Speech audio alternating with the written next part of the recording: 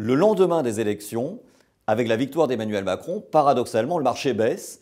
Et il baisse parce que, eh bien, on avait une hausse très importante des marchés pendant l'entre-deux tours, qui déjà, pour les marchés, ces élections étaient jouées, étaient gagnées. Les sondages étaient déjà très en sa faveur. Donc les opérateurs boursiers, notamment les investisseurs étrangers, étaient revenus sur les marchés d'actions européennes.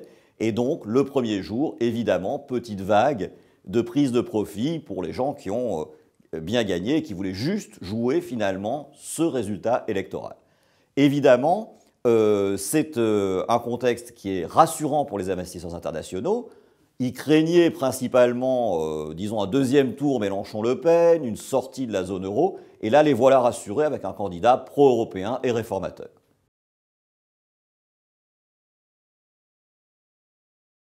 Ce qui est intéressant dans ce moment politique, c'est que non seulement il y a cette victoire électorale, mais en plus, ça repose effectivement sur des résultats des entreprises européennes qui sont bons. Pendant 6 années, nous, gérants, attendions un rebond des résultats des entreprises européennes qui ne venait pas, qui s'effilochait en cours d'année. Et finalement, cette année, on attendait 15% de hausse des résultats des entreprises européennes. Les 2/3 des entreprises ont publié aujourd'hui et elles publient sur des niveaux de plus 25% de hausse des bénéfices. Donc pas seulement une bonne nouvelle politique, mais aussi des entreprises européennes qui se portent mieux.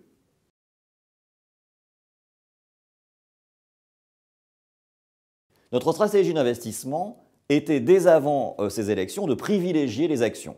Car au-delà de l'Europe, on a un monde qui se porte pas trop mal.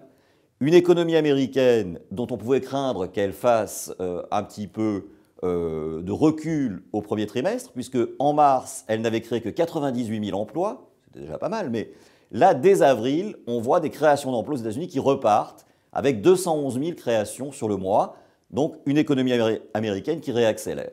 Autre point, les marchés craignaient la baisse des réserves de change de la Chine. Elles étaient passées en l'espace de 18 mois de 4 000 à moins de 3 000 milliards de dollars.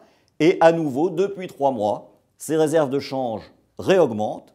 En avril, elles ont augmenté de 21 milliards de dollars pour repasser au-dessus de la barre fatidique des 3 000 milliards. Donc là aussi, une Chine qui rassure les marchés. Donc vous le voyez, une conjonction quand même de planètes favorables à l'investissement en actions. Et au sein de cet investissement en actions, nous privilégions les actions européennes et les actions émergentes, parce que ce sont les moins chères. Les actions américaines ont déjà beaucoup monté depuis plusieurs années, sont déjà beaucoup plus loin dans le cycle.